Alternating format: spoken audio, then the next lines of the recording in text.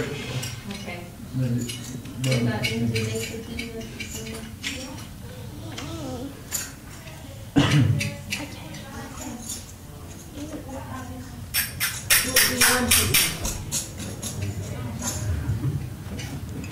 Maybe like that meditation.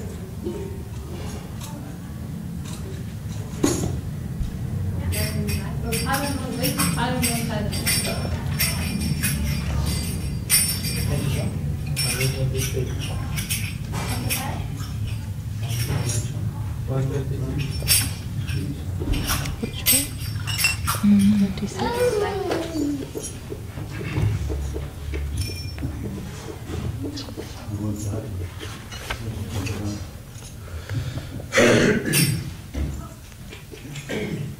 You have enough space there.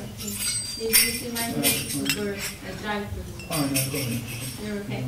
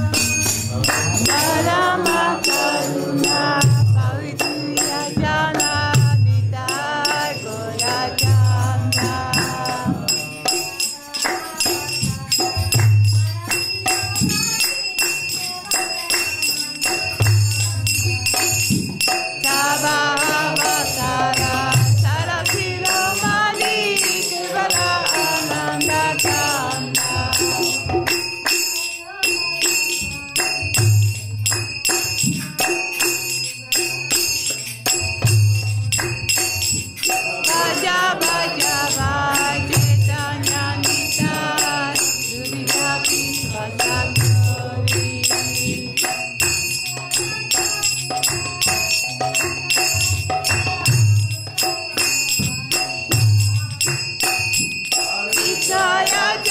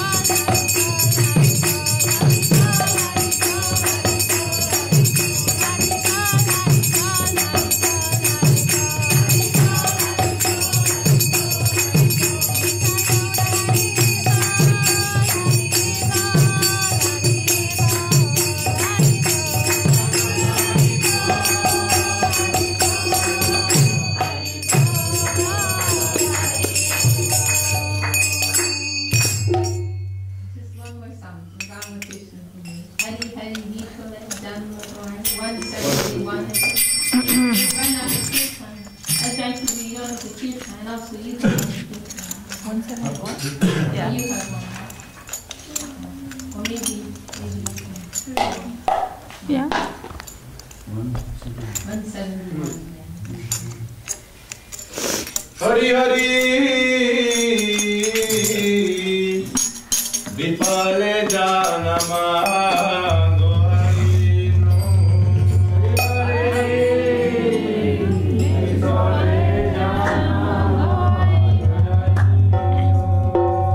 Har Vipale Janama Goainu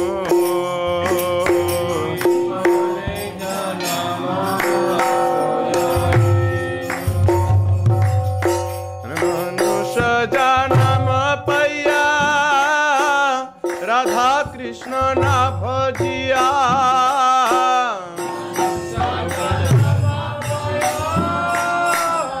Radha Krishna na bhajiya Janiya suniya Vishakainu Janiya suniya Vishakainu Janiya suniya Radha Krishna na bhajilam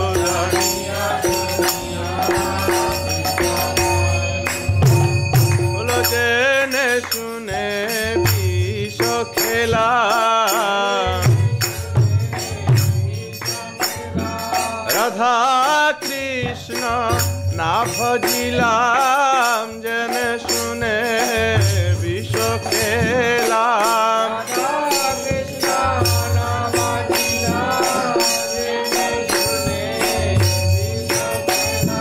Hai hai ami ki korilam jene sune visho khelam Sunya Vishakainu Janiya Sunya Vishakainu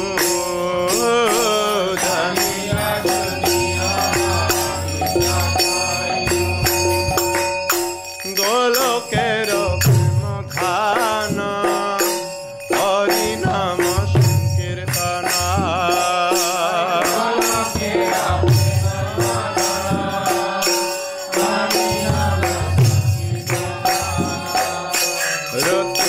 Jan miloke nukai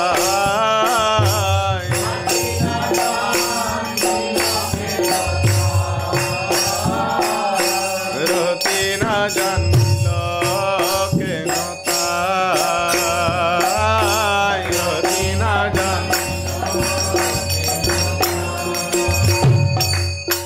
Sangsara Visanale Divani Siya Jale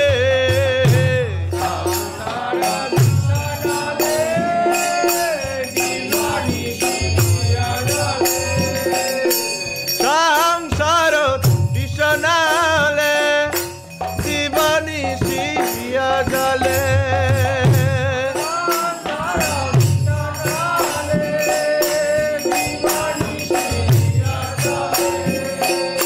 Nuraite na koinu upai Nuraite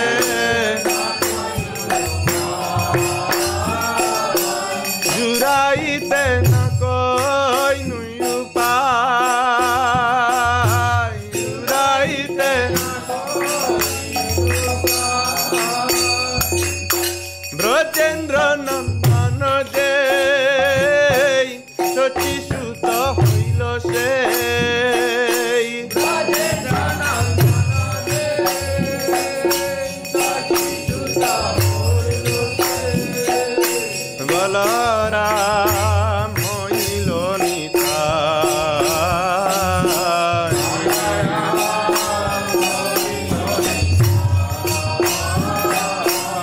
Balaram Hoilo Nitai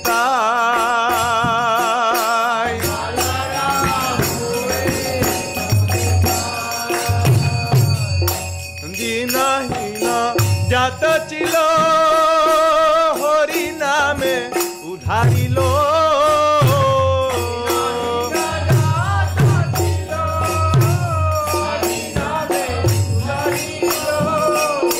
तार सखी जगयार मधाय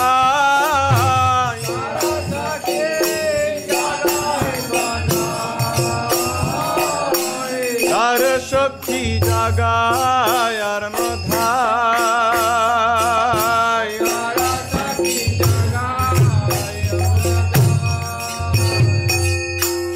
आह प्रभु नंद सूता वृषभानुसुतयुत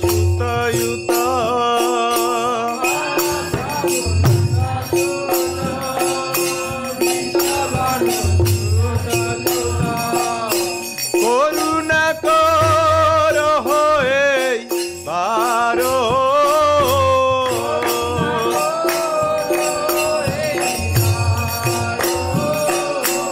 करुणा कर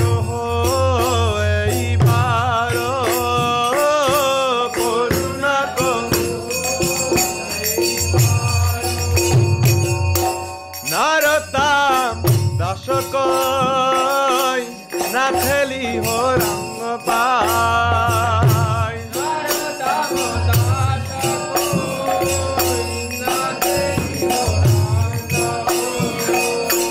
तुम्हा दिने के आचे आमार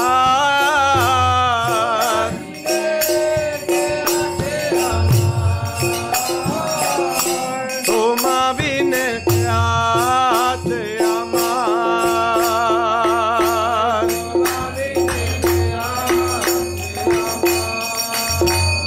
गौर हरि हरि बोलो गौर हरि हरि बोलो गौर नित्यानंद बोलो गौर हरि हरि बोलो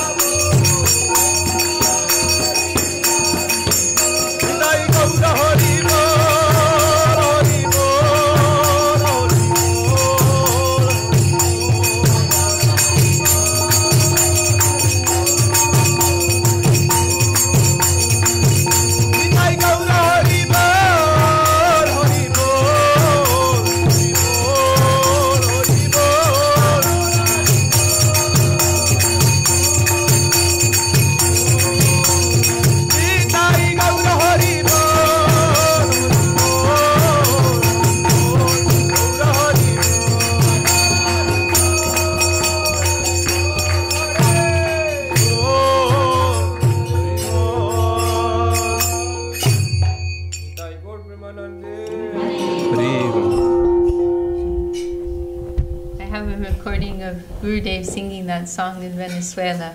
He was there and he was speaking about it. Very beautiful song. Well, it's devotees can come up, there's space. It's looking a bit squashed back there. Yes, more devotees. Yeah, more devotees will come. It moves. This.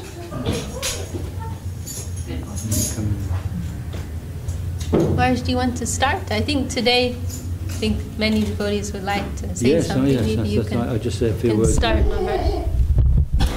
Then everybody can say something. Oh.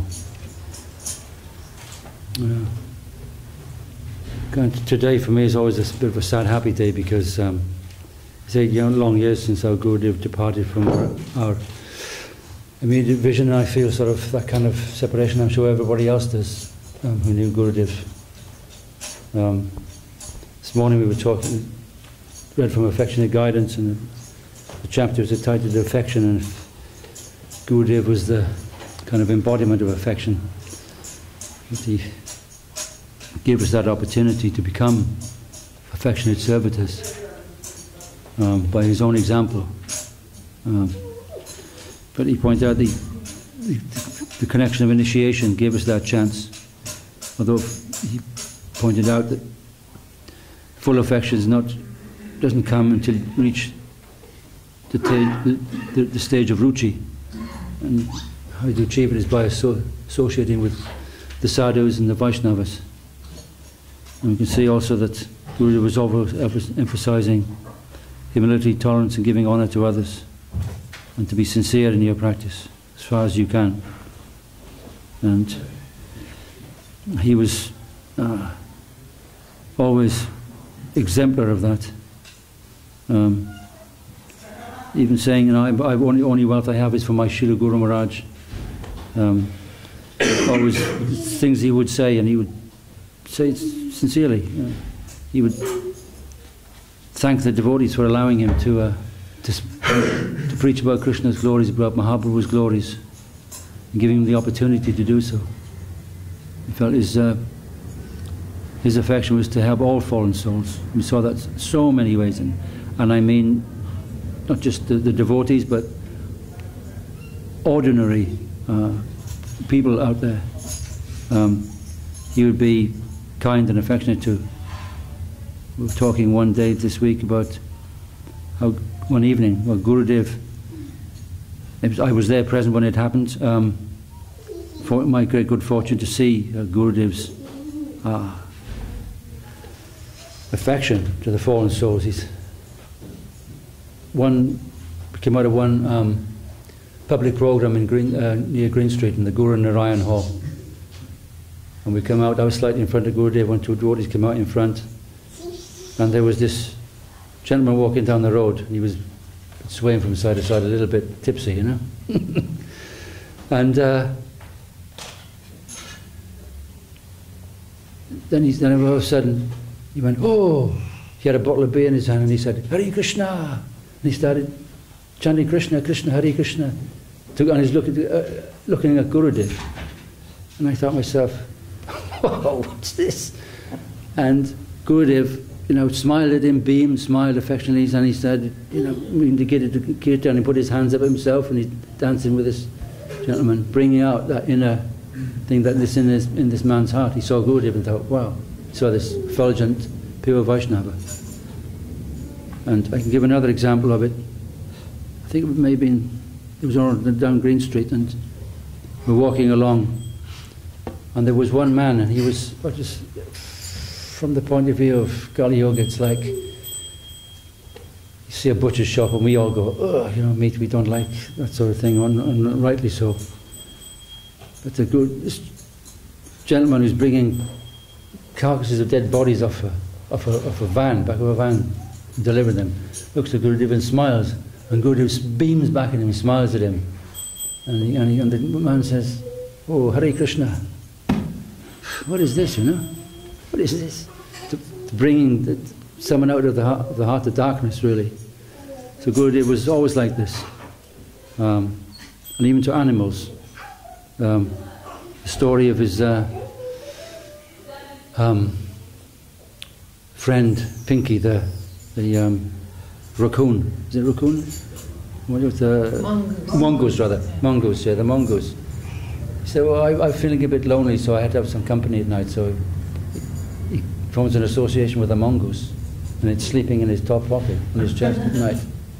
You know, extraordinary. And there's another story related to me by one devotee in America. Well, they went to one gentleman's house for a program, and he has a guard dog. The guard dog is terribly angry and not very nice, and very unhappy. And Gurudev sees this dog in a distressed state, because the guard dog has been trained to be, you know, and you have to mistreat them to be this kind of guard dogs in a way, some ways. And just opens the compound gate and says, "Don't go in there, Gurudev, he's really fishing," blah, blah. Goes up to the dog and grabs hold of him, and the dog is whimpering and crying or whatever, and eventually the dog calms down, and he's petting him and being merciful to him. And after that experience, the dog is much happier, permanently, extraordinary. And sometimes he would go to the market in Avonreap and he sees some bird, and he would just pay some few rupees just to release that bird back into the world, like this. So I'm not going to speak a long time about Gurudev's pastimes and how he interacted with the devotees. So anybody who wants to speak of their experience with Gurudev can now do so. Vishaka? It would be nice if everyone's very busy, huh, in the kitchen, if everyone would come.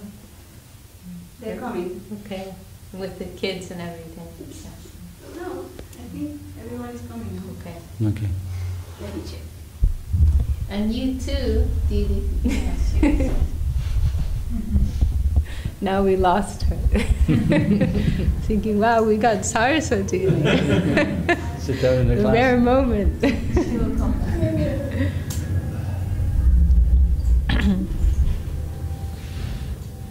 Wow, we're feeling very happy and very blessed to be with all of you today. Together, we were mentioning the other day how in one letter I read of Srila Bhaktisiddhanta Saraswati Thakur, he was referring about one particular temple. Didi, please stay and don't go, okay? We're going to tie you down.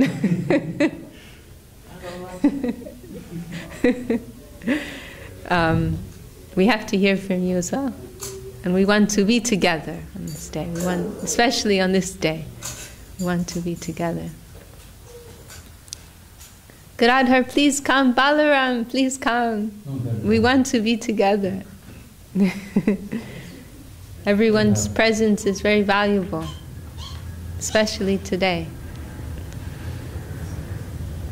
So we were mentioning the other day this letter of Srila Saraswati Thakur. He was referring to one temple, and he's come and said Mahaprabhu is so merciful because he is keeping so many servitors there at his lotus feet. You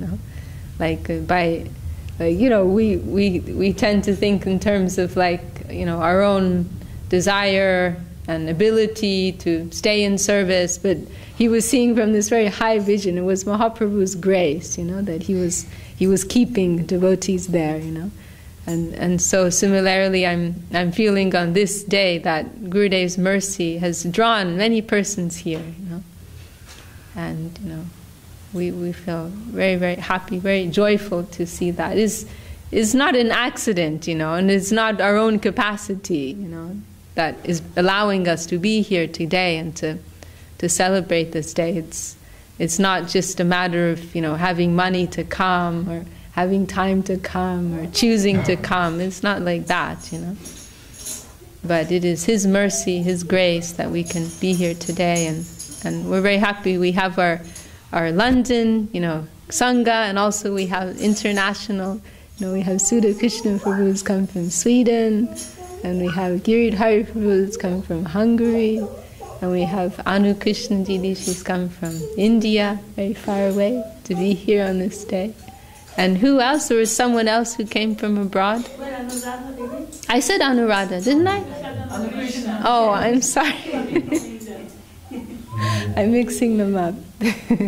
And Anu Krishna we're also happy because we haven't seen her for so long, But you see, I saw her at Green Street last week, and she's like, I want to come with you. I'm going, don't go without me. I want to be with you for Gurudev. I want to be with all of you for Gurudev's Vyasa-Puja. So I think it's miraculous, actually, that we are all here together on this day. It's not an accident, It is, He is still present. He is with us, and He is mercifully allowing us to be engaged in His service and to continue, trying to continue in His mission. It is for me, it is miraculous to think that still I'm here, still going on, still, so many waves in this environment can take us in so many different directions, but somehow I'm here, with all of you, having the opportunity to remember and serve Him. It is a miraculous thing. There's a very beautiful recording, I think some of you have seen, of Srila Gurudev speaking at a festival that they held it was 10 days after the disappearance of Srila Sridhar Maharaj. Sripad Chagi Maharaj published it, Forced to Drink Nectar. This is like literally 10 days after Srila Sridhar Maharaj left the world, so it's very raw, the way, and he actually breaks down in tears at the end. It doesn't speak so long. But one comment, and it's very like he says in there, I'm Guru Maharaj's boy, like he's speaking in that mood, like I've lost my father, like that.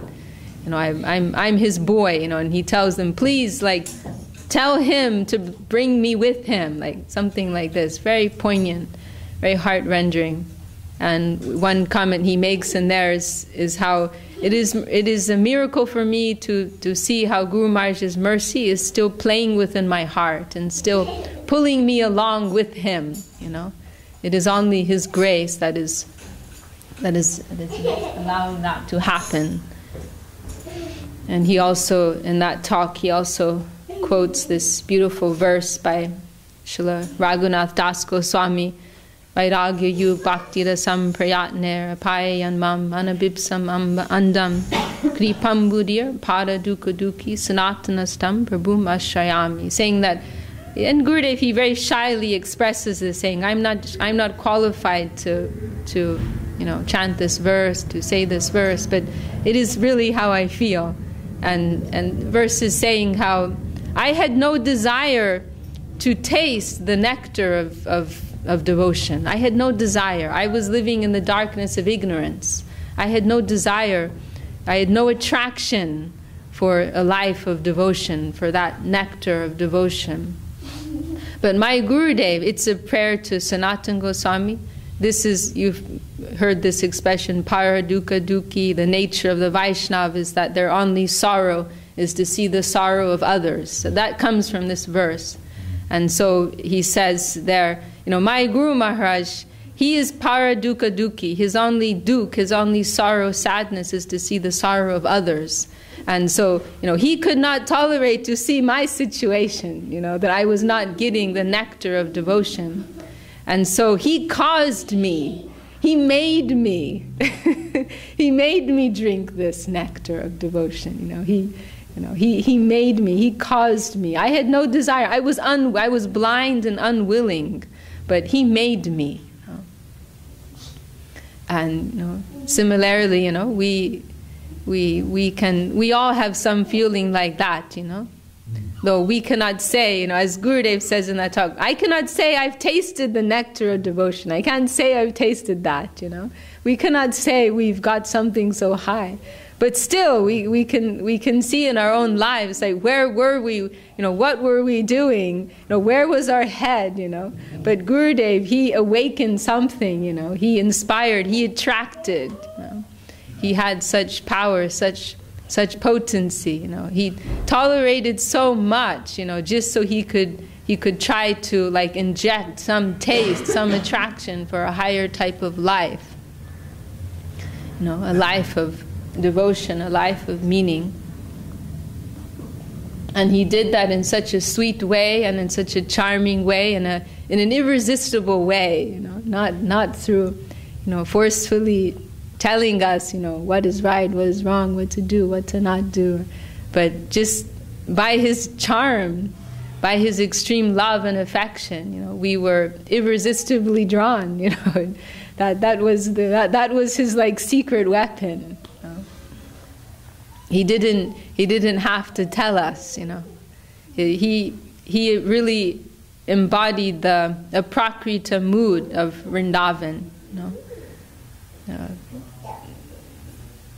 Power, as Srila Sridhar Maharaj in Golden Volcano, he expresses it, power,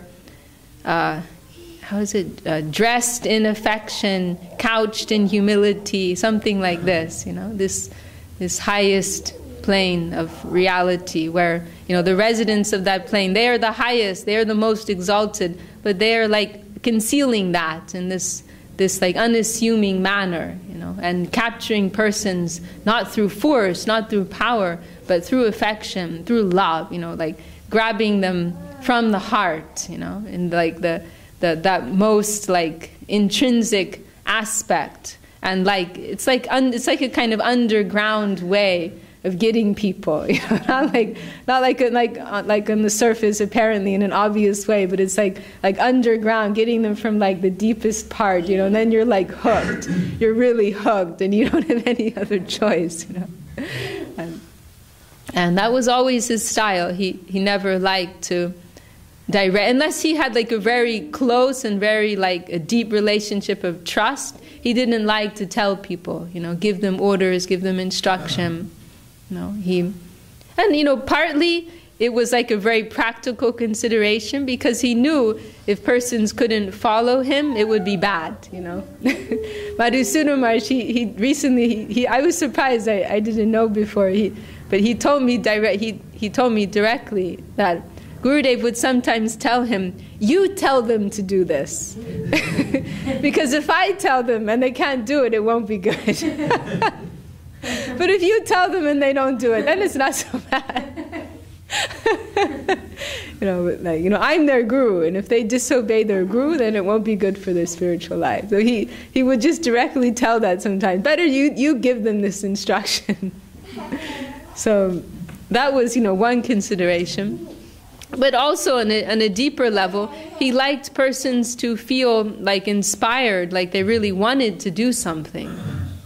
It really came from a heart level, we've heard from Bhakti Lita, sometimes devotees would ask Gurudev some question, or like what they should do, and he would say, you're a mature devotee, you know something about Krishna consciousness, you have some experience, that you decide what to do, It's like, take responsibility. Don't be a child anymore, like leaning on someone to tell you what to do. You should feel within your own heart this is something that you want to do, And different stories we've heard. There was one incident I heard Gurudev describe. There was one member of the Mat who he discovered was stealing something from the temple, stealing money and different resources or something. And he was like an older devotee. He was a senior devotee in the Mat. This is in Navadvip. And Gurudev, he found out about it.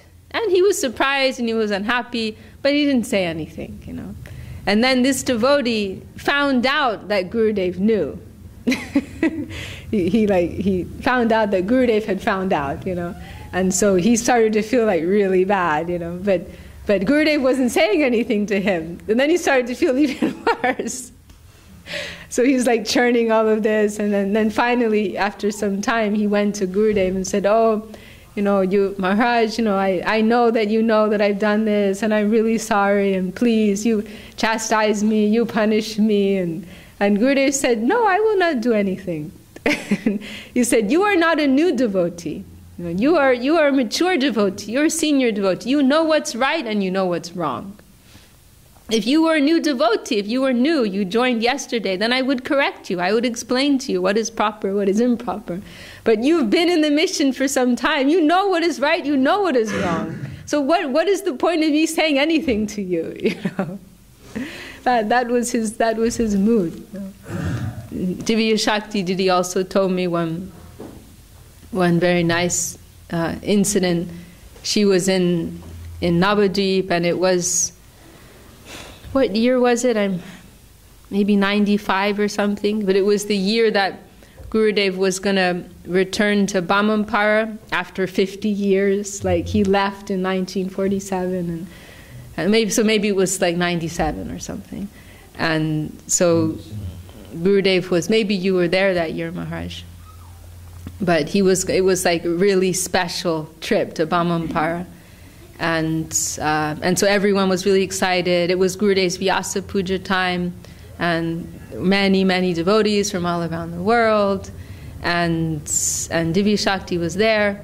And this is like some days before his Vyasa-Puja, and Divya Shakti Didi was there with Gurudev and like morning darshan. And then Gurudev had a phone call from Vrindavan, and at this time they were building the temple, the Vrindavan, part of the Vrindavan temple there. But he received this phone call saying that they ran out of funds, so they had to stop the construction. And so Gurudev, he like received the call, and then he hung up, and he expressed how disappointed he was. Oh, we have to stop the construction now, run out of money. And Divya Shakti was sitting there, and she was Gurudev's personal collector, right? You know, so she immediately started to feel some responsibility. But at the same time, she was like, I'm here, it's Gurudev's Vyasa-Puja, you know, we're going to go to Bamampara with him, and there's like this incredible festive atmosphere. I mean, you all know what it was like, right? To be with Gurudev and Navadip, like so many devotees there. So she was feeling kind of torn, you know, like I should take responsibility for this, but I'd really like to stay here and be with Gurudev. And then she finally felt like, no, I should do this service. So then she hesitatingly she asked Gurudev, oh Gurudev, would you like me to try to collect some money so you can continue with this service? And he said he was very happy, and he said, yes, this is the process. he just like laid out his whole like method. He said, not that I will tell you and you will do, but that you will come forward like that and volunteer yourself. You know, this is the proper way, you know. And so then she went to Australia, and she raised money there, and they were able to continue with the collection. That was Gurudev's mood, you know, everything based on love and affection. And he, you know, he understood that was the deepest way. First of all, that's like the real way, that's the substantial way. And also, that's the way that persons can really remain, you know, in Krishna consciousness. One time, when we were with Gurudev in Govardhan, it was his last visit. He commented, "Thinking can fly, willing can fly, but feeling, that is stable. You know, feeling, that is something steady and stable. You know, and he meant, and I mean, he spoke like a little, I don't know if everyone understood, you know, but Janardhan Maharaj was there, because somebody asked, what did you mean? And he explained that, you know, Gurudev would speak of these three different aspects of our existence, you know, feeling, thinking, willing. Thinking like our, you know, our mental, intellectual aspect, and willing like our, you know, doing, you know, aspect, and then heart, feeling, the plane of heart. And so he was making this point, you know, if our attachment is like on an intellectual, on the level of knowledge and knowing, the mind, the intellect, that's not so deep, you know. That attachment, it's not so strong, you know. That can go, and we've seen that, you know. We've seen that, and also the willing aspect, that like karma aspect of like doing, you know. We can get that ego sometimes, you know, we're doing this, we're doing that, and you know, that also is not such a deep and such a strong attachment. But heart, you know, that is something very stable, you know, very steady, you know. If we have connection to the heart, you know, we can never leave, you know. Even if we don't, and we've met so many persons like that who came and they didn't really know what it was all about, you know, didn't really understand the philosophy so much, and weren't even so sure about it. But they felt that loving, you know, heart connection, and you know, that's, you know, deeper than anything else. You know, Gurudev liked to, you know, and how many persons like met Gurudev, and couldn't speak the same language, couldn't understand what he was saying. He would always give the example of that Venezuelan devotee, Srinivas, he passed. I heard he passed away, but he would come to Navadip like once a year, and he'd give Gurudev a good donation and embrace Gurudev, and he would say something to Gurudev, Gurudev would say something to him. They wouldn't understand anything, but he would say, heart-to-heart transaction, it's going on on a deeper level. And the story of that one Hungarian devotee who came, actually didn't understand it. Uh-huh. A word English, and yet he was doing so much service, doing so many things with Gurudev. Somehow it was happening. It happened at a level which is not the mind, not somehow some subtle, sweet heart process. yes, So Gurudev was always trying to bring it out of us. yes, I can remember,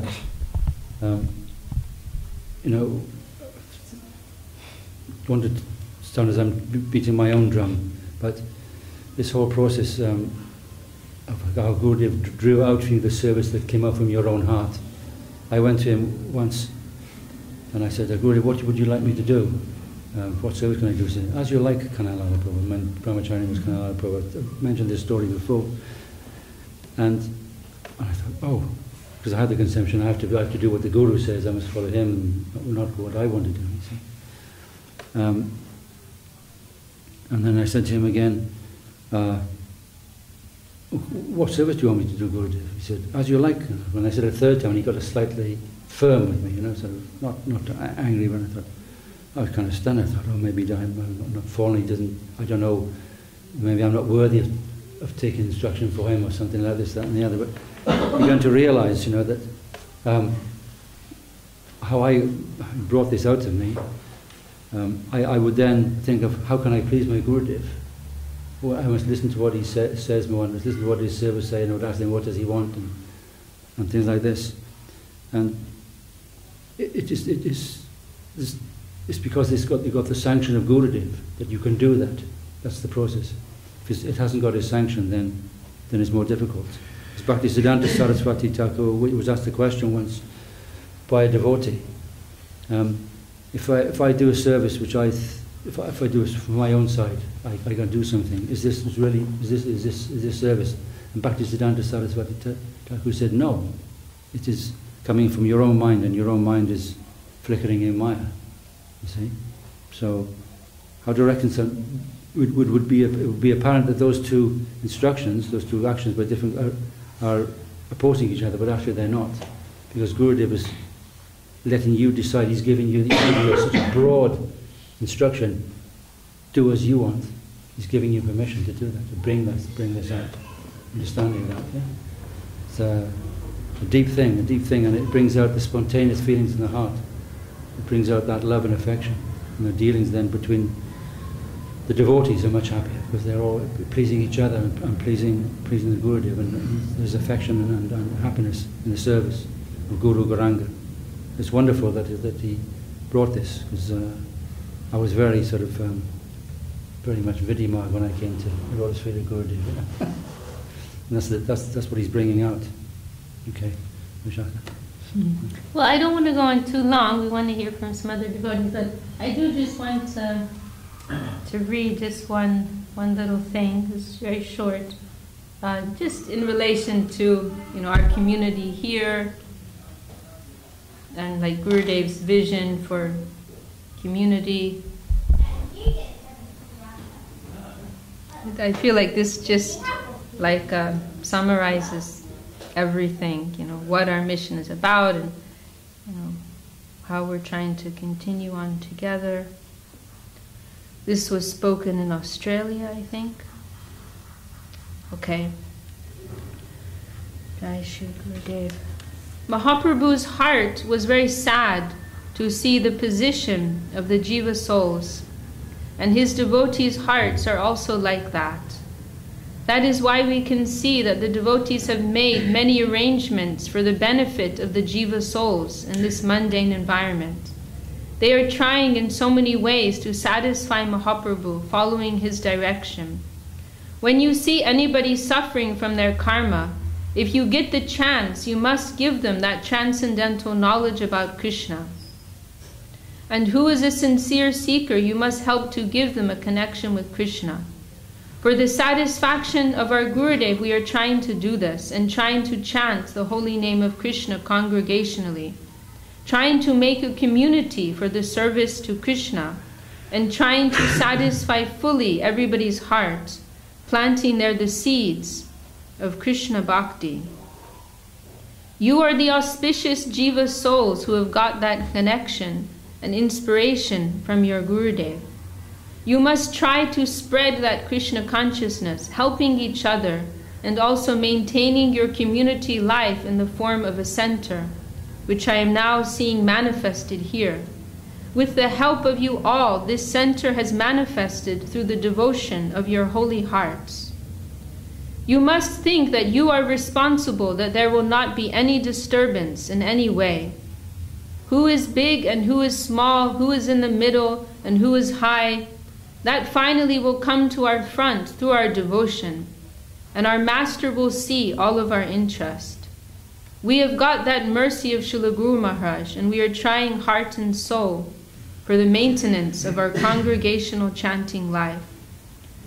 Congregational chanting gives us very good facility because we cannot proceed alone happily. We are in baby form, and our position is not so firm now. It is necessary to make it strong. We can break one stick easily, but we cannot break a bunch of sticks easily. Where is the power there? The power is there in helping each other. And it is my request and prayer and desire to you all, help each other, help yourself, help the environment, and help the world. This is actually Venezuela, yes. 1993. Yes. Caracas. Very, very powerful. It's very important. That's the sentiment that we should go out when we are out in our daily lives, actually. We suffered in this material. We got the chance to come out of this Mayic environment, and we should try to help others as best, according to our capacity, as best we can. Simple. We have to try to do that. He's given us everything. In his last days, sometimes when devotees would ask him questions, he would say, "Now is the time to do." Gurudev was never like in a mood of having to like show off, like what he knew. Or never, if anything, the opposite. I heard a few times he gave that answer, like, "I've already given everything. Now is the time to do." He did that, he gave us everything. He gave us this high conception, he gave us this facility of sadhu sangha, he gave us service opportunity, he gave us, he expressed his desires for the mission, and we have this opportunity to try to, together, carry that out. So anyway, I feel really privileged to be here with all of you. We see Gurudev's light is shining in all of your hearts, and it is an honor, it is a privilege. And also we have new persons coming, who we also see that light in their heart, Juvananda Prabhu and Simon. How powerful is Gurudev, and we see in the new disciples how they feel that presence in their lives. And I again and again I see and I just reflect like how powerful Gurudev is. He's still present. He's still, touching everyone. So personal as well. It's just astonishing. Yes. Okay. Well, Sachi, you want to hear from, and also Gadadhar Prabhu, who's in the back there. Maybe Mahamantra Prabhu and others, and Lake Didi. Chandra Prabhu.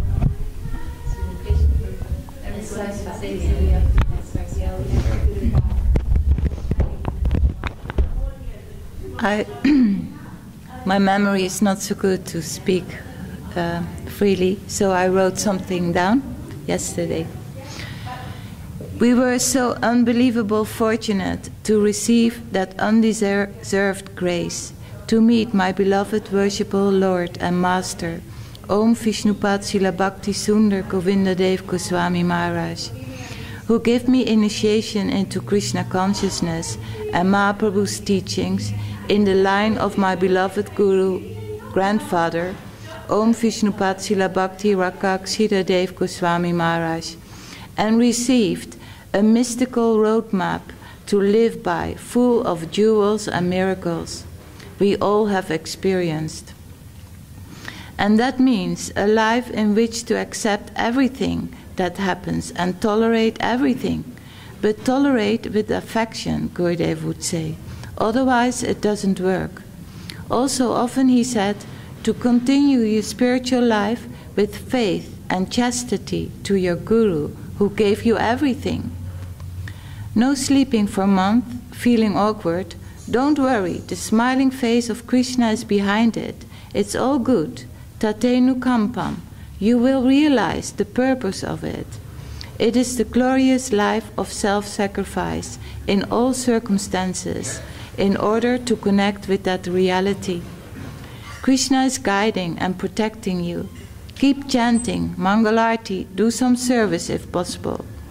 Living on the wave of Sri Krishna reality the beautiful, even actually, especially when you think you are in need of getting something for yourself. Gurudev would say, keep on going giving. You are a giving unit. This is the solution to everything, all problems in life. It is the wealth of the soul. One time, when Pandita was still very young and we were living in Amsterdam with not much devotee association, I called Gurudev and told him, Gurudev, I'm so very happy and grateful that you are my Lord and Master, but sometimes I feel a bit lonely. Then Gurudev said, when you live in reality, you will never feel lonely. After that, I never felt lonely again anymore. It's by the grace of Gurudev that we can feel and realize that the revealed truth is coming to us all the time in that wave of self-sacrifice. Going through this last half year, I realized I'm so fallen, I'm so unworthy, my karma is coming in this form. I need purification of my egotistical self.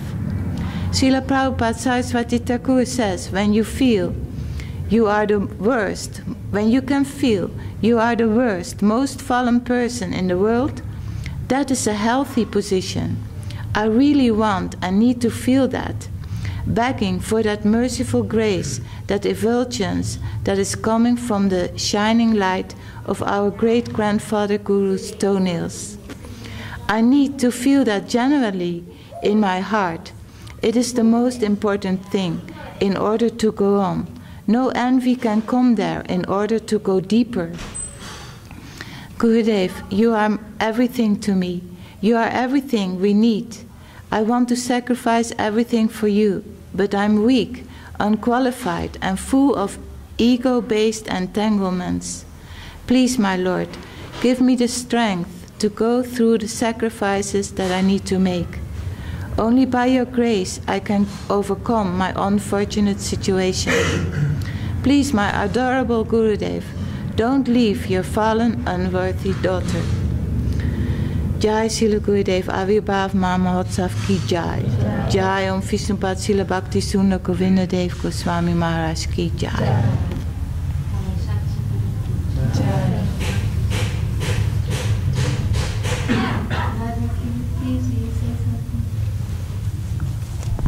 Say something briefly.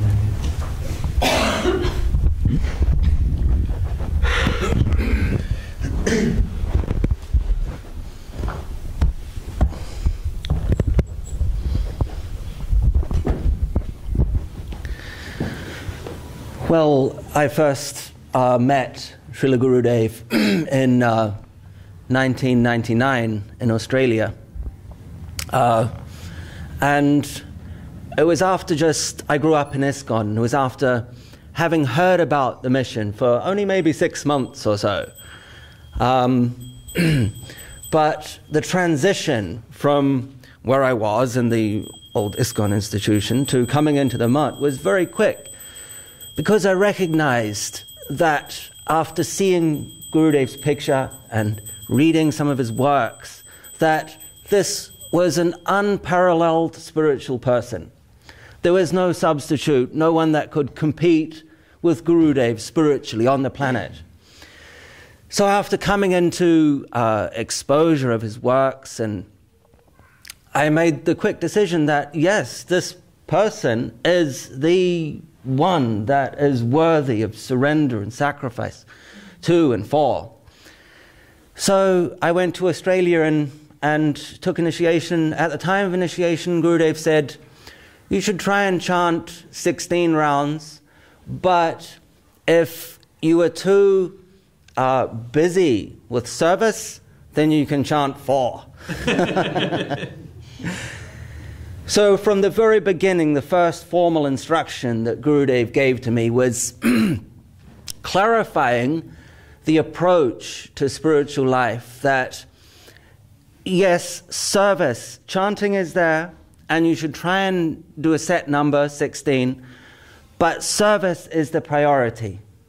We have a service life to live. And this confirmed the feeling that I had of Gurudev being such a high spiritual person, and him being the personification of humility and tolerance and giving honor, the murti of that, the form of that. So there's a lot to be said, but I continue to feel privileged and honored to be able to serve in the institution of Srila Gurudev, such a pure devotee. So that's all. I would just like to express that and express my thanks to all the God brothers and God sisters that make the service life possible. So thank you very much. That's it.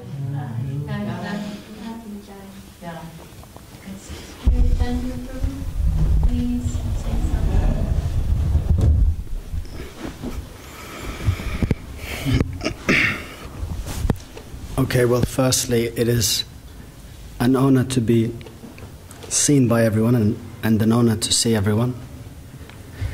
I can't really remember too many interactions I had with Srila Govinda Maharaj, even though the interactions I had were very, very spiritually uplifting. Definitely in his presence there was a feeling of, you could say, of divinity. That thing that any person who is, you know, every single person, every single person in this world, they're looking for something. Or if they're not, you know, outwardly looking for something, they are, and they just don't realize it. So when you come into contact with someone who has this spark of divinity, sometimes it can awaken when he speaks to that person or when he's interacting with you. Those that have it, they can awaken it within people. So the small occasions when I spoke with him, when I met him, you know, there was this heartwarming feeling that you got when you just even saw him. And the way that I proceed my life at present is it's on the basis of, you know, there being some kind of deeper meaning to life. Every person should question themselves every single day and ask, what is the point of my life? What am I doing? You know, am I just accruing money? Or am I, going to work, establishing myself? Am I becoming some successful man? Which is fine, you know, everyone can do that. I'm a working man myself, but you have to try to find a deeper sense of meaning in your life.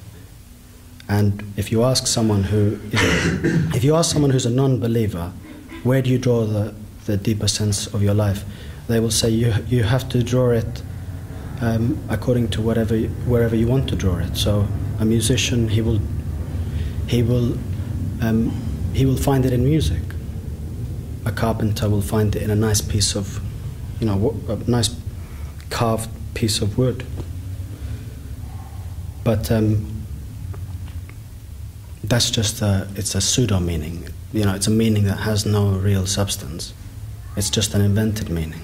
So if there is a meaning, a deeper meaning in life, which I believe there is, and many people do, then it is in your best interest to find that meaning. Because if you're not looking for that meaning daily, then you could argue that life that person is leading is it's a wasted life. What are you doing every day? So the way that I try to proceed in my life, and I'm definitely not an example, but it was important to me, is to proceed on the basis that there is something higher, that there is, a reason for enthusiasm, a real sense of there existing something which is, transcendental. And the proof of this is when people pursue a spiritual path, they experience something. They experience the divine, and that's why they continue. It's not like some people might try to invent, you could say, a religion and might have some success using maybe some kind of tricks, psychological tricks and stuff, but the real religions, the religions that have truth within them, they touch people on a level that is extremely deep, and that's the whole point of religion, is to give people an opportunity, expose them to some absolute truth. And that's why I continue, and that's a reason to follow a spiritual path. And Srila Govinda Maharaj, he's the giver of that. He's the one that connects you to this divine reality. So that's all I can say for now. Jai Srila Govinda Maharaj ki jai.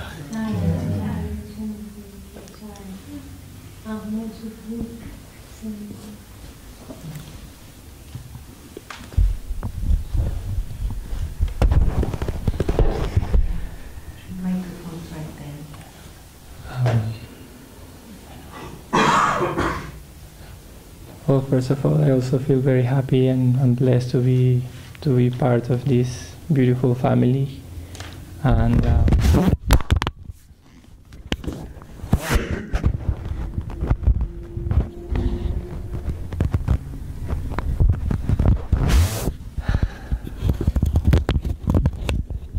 especially today, I have been thinking.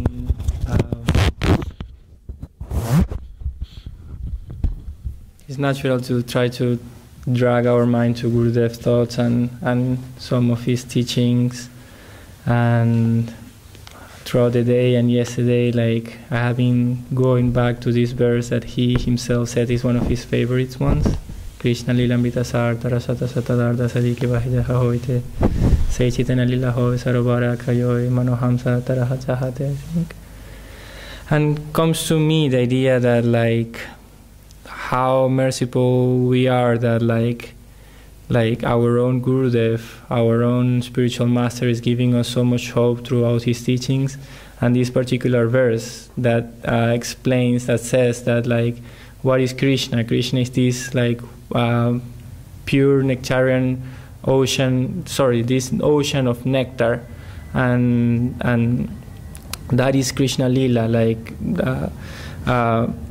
a reservoir of nectar and sweetness for this exclusive group that is able to take place and enter there and to relish that nectar. But what is Chaitanya Lila? Chaitanya Lila is like that same nectar, that same reservoir of nectar being distributed in many, many streams through in many directions, in thousands on stream, rivers, and being accessible to absolutely everyone.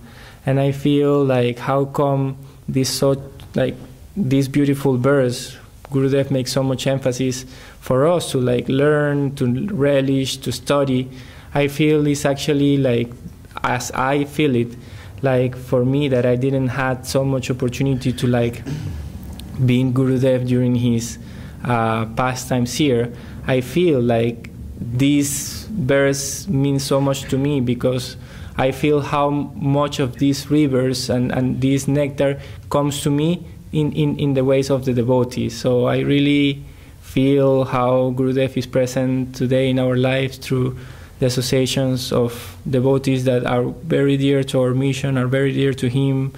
Like, it doesn't make sense to like list the names of everyone because actually everyone has something to share with us, to teach us, and I feel like I have learned so much from everyone in their qualities, their Vaishnava behavior, and I still like so much.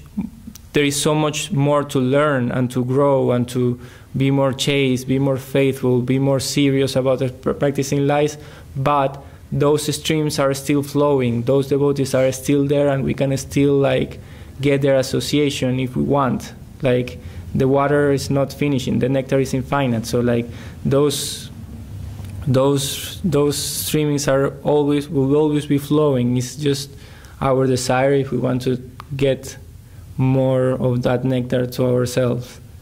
So again, I feel super blessed and happy to be here in the association of you all, and I hope that Gurudev will always keep us engaged in his service and mission and his devotees.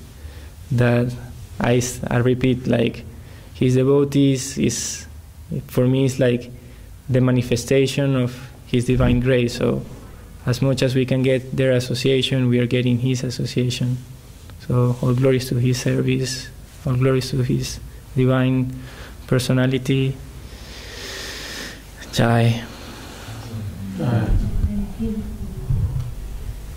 Hare Krishna, please say something. You say, you disappear again. Saraswati's time. Yeah.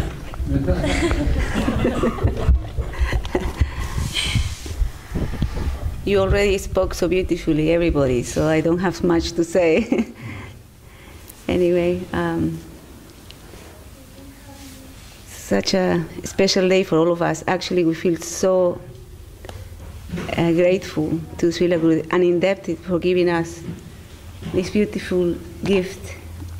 And first of all, we have this beautiful and miracle place where we can all come together and glorify him, right? That's a real miracle. And then we feel indebted because he has given us everything. With his example, he himself served his Gurudev until his last breath. So we have to aspire for that kind of dedication that he has for his Gurudev. And it's not only to utter dandavats or to like fall flat on the floor. It's actually to, like Vishaka was saying, it's not only to, we have to do the service like Gurudev gave the last instructions. You just have to do it now. He already gave everything. Now you go and do the service, which is to serve his mission, his devotees, his deities. So we have to stop thinking too much and just go into the actual action of doing it and carrying out the service with full heart and dedication. Because that's what he always mentions is, give your heart. It's not just words in the air, or it's not just, you have to give your heart. And everything he gave, and everybody has already spoke beautifully about his pastimes and his instructions and everything. So now we have to really go deeper and really think how do we serve our Gurudev? What do we do to please him, to please his mission and to make it flourish and serving the devotee. That was one of his he used to care so much for the devotees, and we should try to do that as well. He emphasized that. We should try to serve the devotees. And yeah, and it's beautiful that you all came, and let's let's keep going. There is no way back. Just focus. Right? Distilling the essence. Huh? Distilling the essence. Exactly. Coming from her makes like a lot of sense. Anyway, Jai Srila Gurudev ki Jai. About Chamison, can you say something? Pandita is right.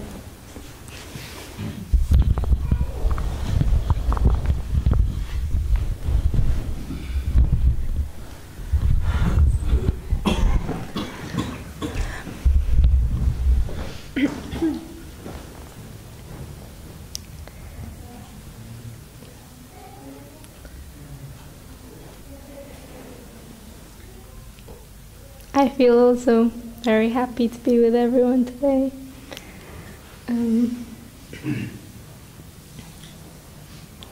And I also just feel so fortunate to have even just met like devotees in my life.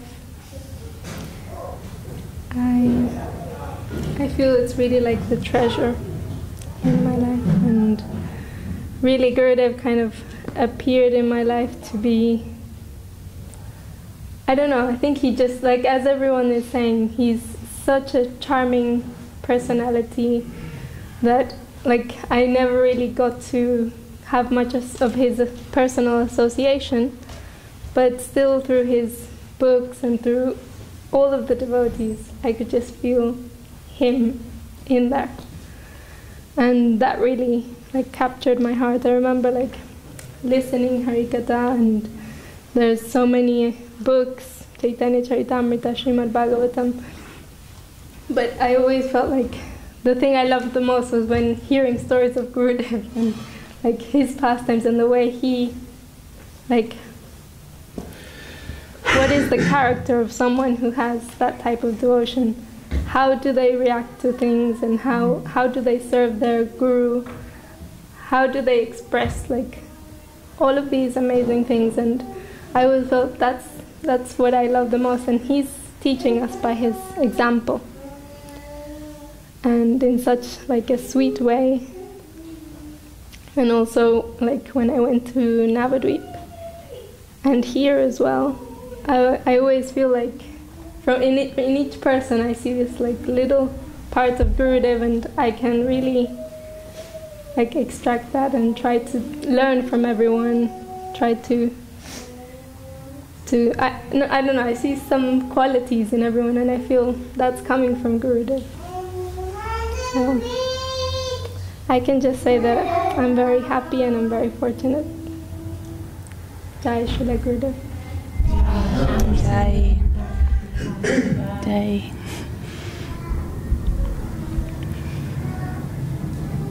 Well, I always feel on a day like this that I wish I could properly, like really properly glorify Srila Gurudev and express like all his amazing qualities and everything that he's given to us, and you know, I wish I can even realize the extent of that, and share that. But sometimes I just think of like how much he has given us, like in every single way, you know, through his darshans. He would, you know, be with the devotees every day, all the time, always sharing, you know what he, you know, received from Srila Guru Maharaj, and you know that like that in the most deep and profound spiritual wisdom couched in such affection, and in, like Vishaka Didi was saying, like just completely captivating, and a type of love and affection that I think none of us have ever experienced. And like I think as time goes on and we go on in his immediate absence, like just the meditation of trying to understand really what he gave, and try to meditate on you know, kind of realizing even just a drop of the affection and spiritual encouragement that he's given us. And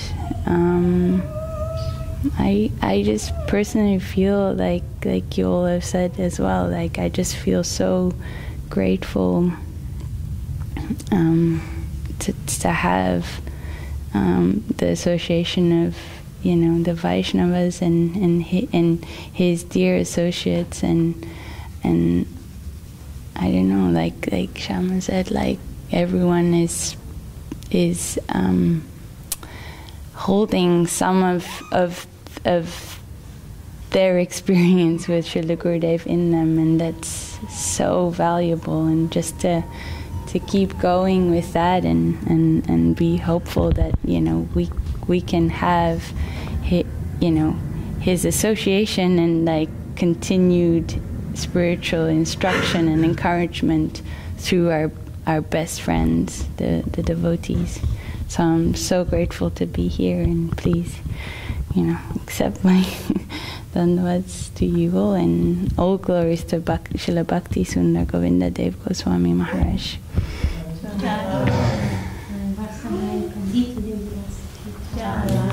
Here is Hari Prabhu, you want to say anything? Thank you.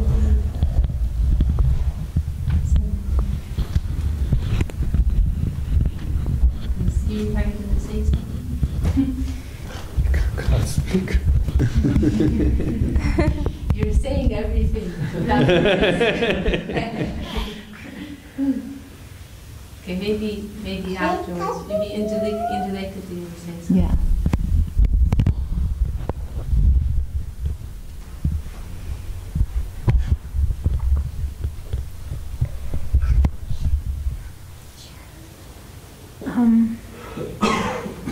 I remember in 2007 when Srila Gurudev went last time to Venezuela.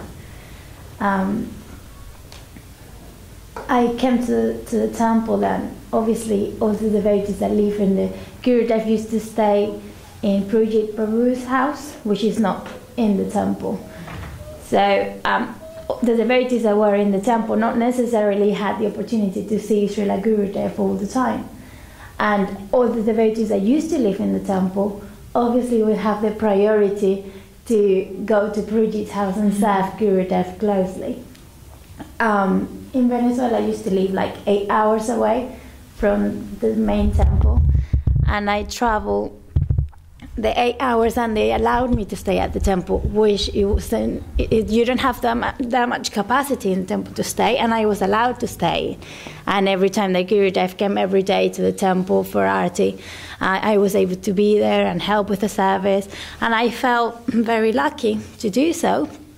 But obviously, there is always a part of you thinking, I would love to be in Pujit Prabhu's house, where there is Gurudev and all the devotees are there cooking for Gurudev all day long. And every day, he stayed for like a week and a half, and every day I had the service to do a garland for Gurudev.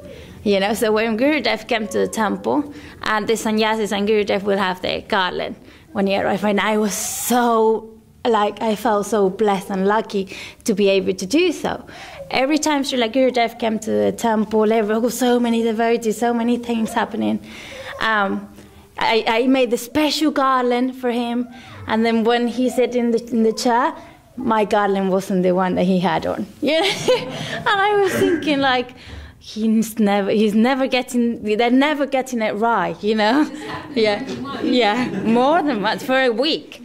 And every time I was making these amazing garlands, and then every time Gurudev didn't have that garland on, every night.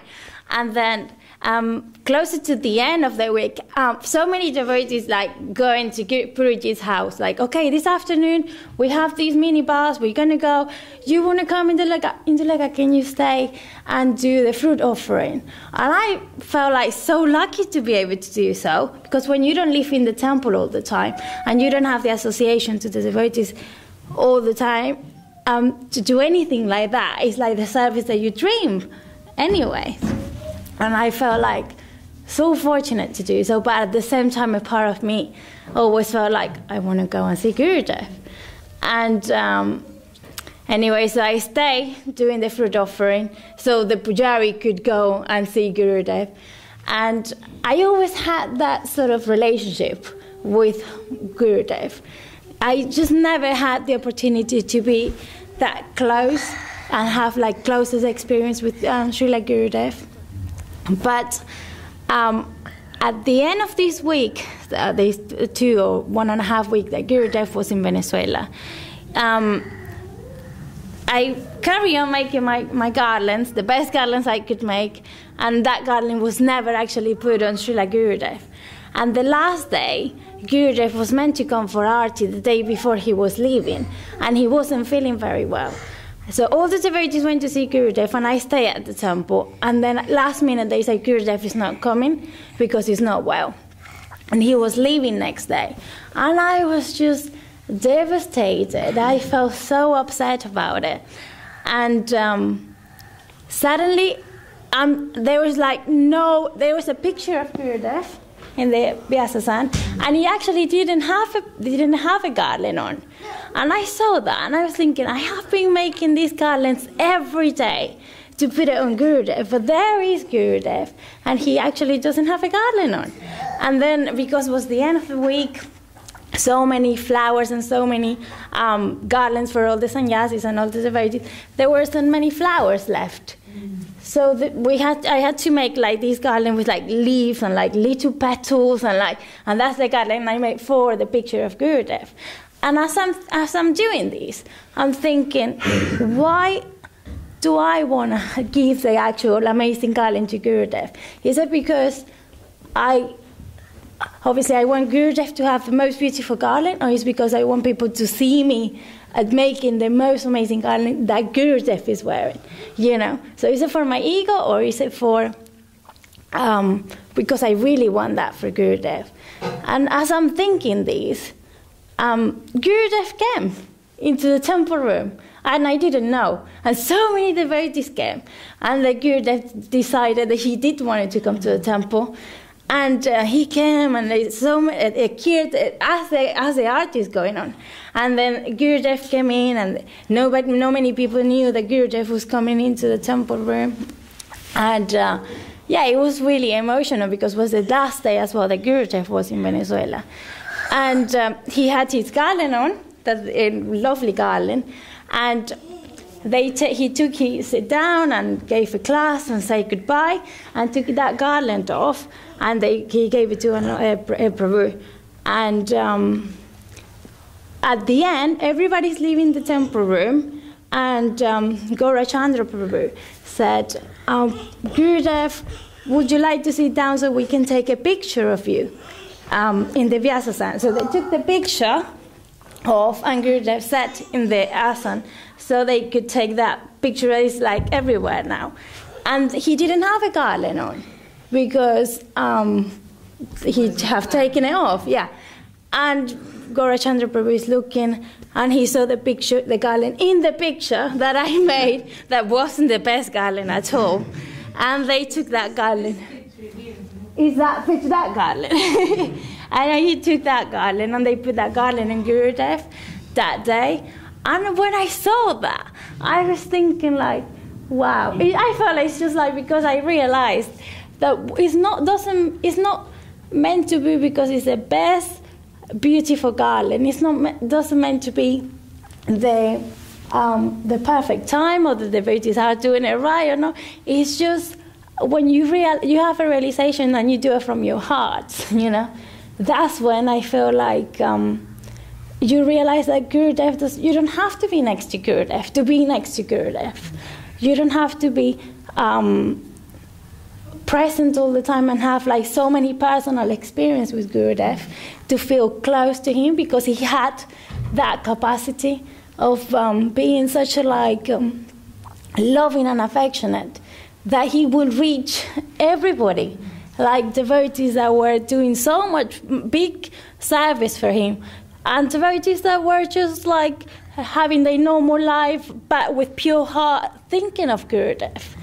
And I think that's just the most amazing thing. So merciful, and we're just very lucky to have the association of his devotees that have been doing so much for him and his Gurudev, and just very fortunate. Gurudev was so mystical like that. He was always reciprocating with everyone in these very subtle and mystical ways.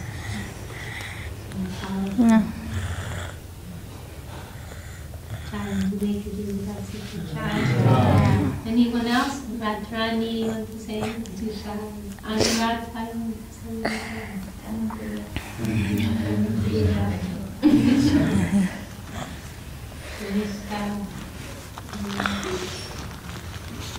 Yeah, baby. Okay.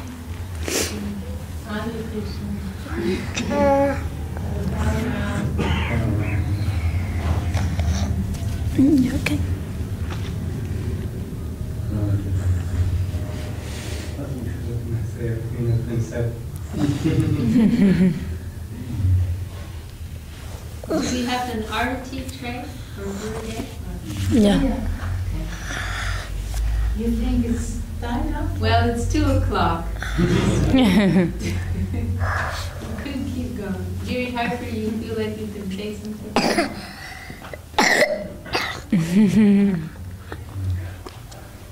What was it that Guru Maharaj say? We can thank our lucky stars for Srila Govinda Maharaj. Has someone already mentioned that? No. Oh, okay. No. It's my favorite quote. Well, one of my favorite quotes in this context, at least. We can thank our lucky stars for Srila Govinda Maharaj. Srila Govinda Maharaj was able to mix so freely with anybody, all souls. Srila Maharaj is more reserved. Where is He said Lavanya? he's the perfect Paramahansa Vaishnava to preach Krishna consciousness around the world. He was able to do that. He is so, that thing that high level of affection, the only thing that matters for the Guru is to see the sadness they feel is for the sad position the fallen souls are in this material world. And he was the personification of that. He would, I'll tell you what, one further Leela, if you like. It is a Leela of Srila Govinda Maharaj. Green Street Temple, the area is quite rough, and we had some very street people we would feed prashadam to and look after them and try and best we can. And there was one lady who was very degraded. I mean, she was actually, I don't like to say it in this holy gathering, but she was a street prostitute. But we tried to help her. She was in a terrible, she had a terrible, terrible life. And she took lots of prashadam and she talked to the devotees, and then she would sing Hare Krishna, chant Hare Krishna, and we couldn't let her into the temple because she just smelled the stank. You just couldn't. We would have seats outside for them to come, and we would look after them as best we could, give them clothes and prashadam, and generally try to help some of these poor people. Gurudev came on one of his world tours, and we went up, we got to go little walks. We walk up from Green Street, there's a little market square, and this lady was there. I think her name was Susie, and she saw Gurudev, and she came to Gurudev, and we spontaneously started right in front of him. He's sitting on a bench, and he's got his stick, and he's had that picture there. He's got that same stick, and he's beaming and smiling at her, and she starts chanting Hare Krishna for all her heart. like her face has become bright red. She's with everything she's giving, chanting to Gurudev. And she keeps on going, there's tears in her eyes, and it goes on for such a long time. Let me somehow at the end, but I'm just saying this to illustrate that it was the power of Gurudev through his devotees who brought her, and she saw him and she was just like, this is the person who's relieved me of some terrible suffering in my life. And after a while, she just disappeared. She may even have passed away from this world because she was very ill, very sick. But I have no doubt that Sharam and that meeting Gurudev and his divine transcendental potency, his smile, his affection, his love that he gave to her in that one moment, will bring her to Krishna consciousness in her next life. She will get a great chance. That's Gurudev. His love for everybody, every living entity, was astonishing. That's what struck me about Gurudev. That incredible mystical potency to interact with each individual devotee and know. It wouldn't surprise me that he saw your service with the garland and he decided to come that day and he arranged the whole thing. Yeah, I also feel like that. He was like that. He was like that. He had such potency. Yeah. And he would operate in a very indirect way. And he thought, oh, this is what I feel happened. He never missed out on anybody's service. He always knew. Somehow he had that potency to know the past, present, and future of every devotee. He knew what would happen, and he would, if the devotee left the service of the mission, he would kind of lament that they would leave and pray they would come back, even those who may have been offensive. Always trying to bring them back in some way, forgiving some amazing difficulties the devotees got into. Personification of complete mercy of Nityananda. That was Srila Govinda Maharaj, no doubt. And he's given us so much, and he's given us Srila Bhakti Yoga Acharya Maharaj, who you can see my last trip. He's got that same capacity in him, that same mercy, helping people, always trying, forgiving the most difficult offences that people, and slowly bringing them to his side, and always helping the devotees, always concerned with the devotees.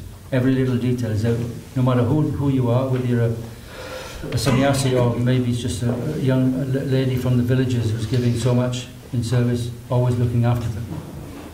I've seen this, buying one poor old lady a nice warm jumper for the winter, just going to the market and buying and giving, looking after people like this, to his devotees. Extraordinary affection. Hare Krishna. Here in Haripur, he was going to say a few words. Oh, yes. You want to say a few words?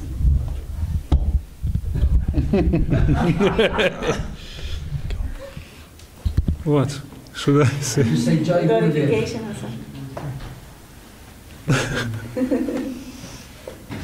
He's our #1 Hungarian devotee.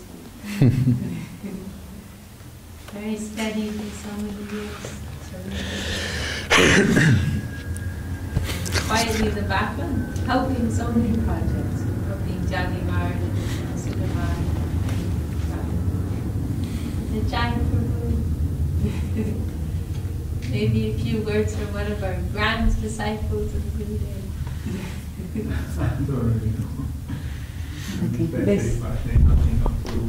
Please do that, yeah. Jai Sripad,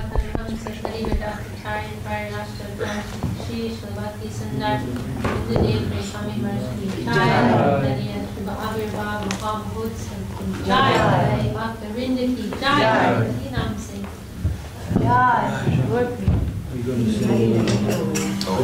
Yeah, we sing Gurudev's Arati. Gurudev's Arati. Yeah. Maybe Kirtan Prabhu, what you sing?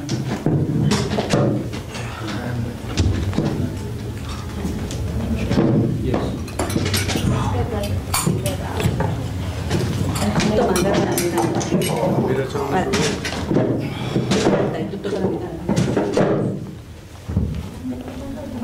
Quiero agarrar la otra mitad para que se inscriban de esos macizos. Macizo. Which one?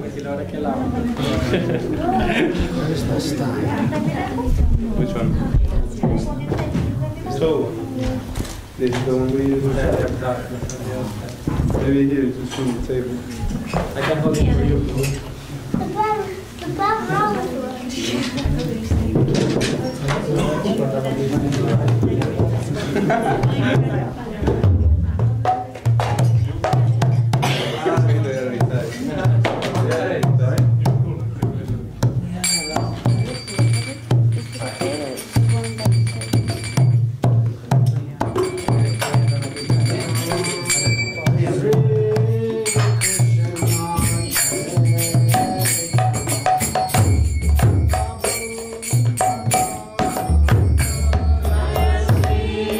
Krishna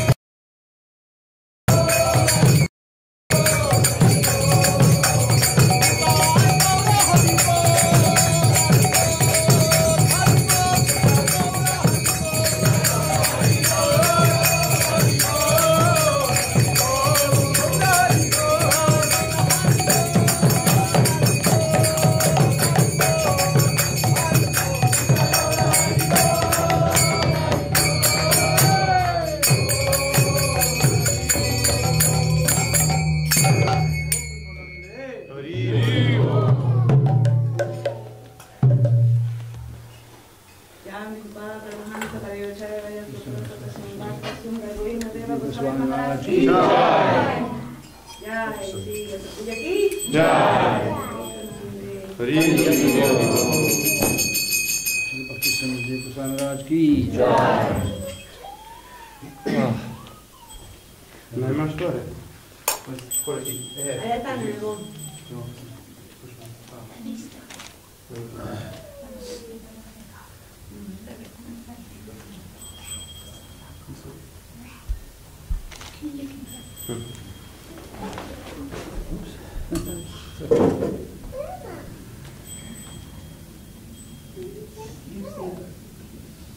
Acho que não.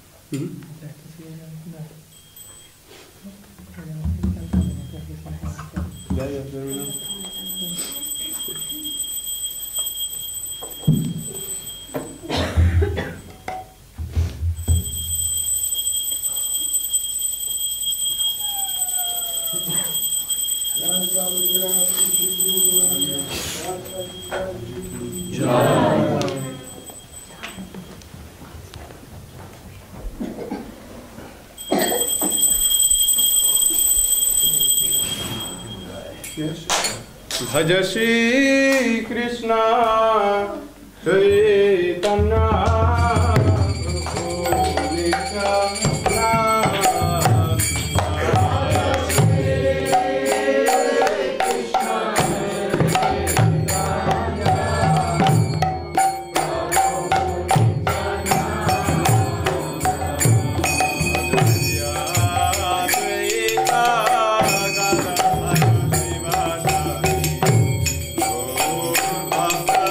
Bhakti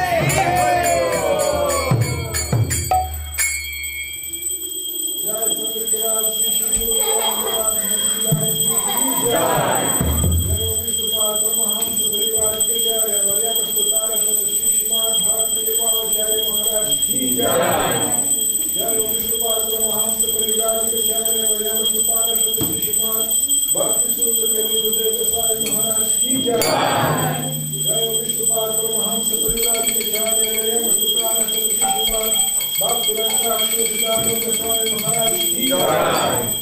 Jai Sripad Paramahamsa Paripad Acharya Maryam Sundar Srila Bhakti Siddhanta Saraswati Thakur ki jai. Jai Sripad Srila Bhakti Maharaj ki jai. Jai Sripad Srila Sachitananda Bhakti Yoga Thakur ki jai. Jai Sripad Srila Bhakti Maharaj ki jai. Srila Govinda Guruvara ki jai. Namacharya Srila Sripad Thakur ki jai. Ananta Koti Vaishnava Vrinda ki jai. Shri Baladev Vidyabhushan ki jai. Shri Vishwanath Chakravarti Prabhu ki jai. Shri Narasimha Shyamananda Srinivasacharya Prabhu ki jai. Shri Vrindavan Das Thakur ki jai. Shri Krishna Das Kaviraj ki jai. Tapak Sad Shri Nityananda Prabhu ki jai. Tapak Sad Shriman Mahaprabhu ki jai. Jai Shri Shri Radha Krishna Gopa Gopinath Shama Kundarat Kunda Gita Vatan ki jai. Shri Bhakti Yoga Institute ki jai. Bhakti Yoga Institute ki jai. Tulsi Maharani ki jai. Ganga Juni ki jai. Grantarat Srimad Bhagavatam Chaitanya Charitamrita ki jai. Vishwa Vaishnava Raja Sabha ki jai. Akara Madrat Chaitanya Mat ki jai. Kardi Shak Mat ki jai. Chaitanya Saraswat Mat Bondan ki jai. Vishwa Vyati Tat Shak Mat ki jai. Shidam Mayapur ki jai. Shidam Vadvip ki jai. Shidam Purushottam Dham ki jai. Baladev Subhadra Jagannath Jiv ki jai. Shri Govinda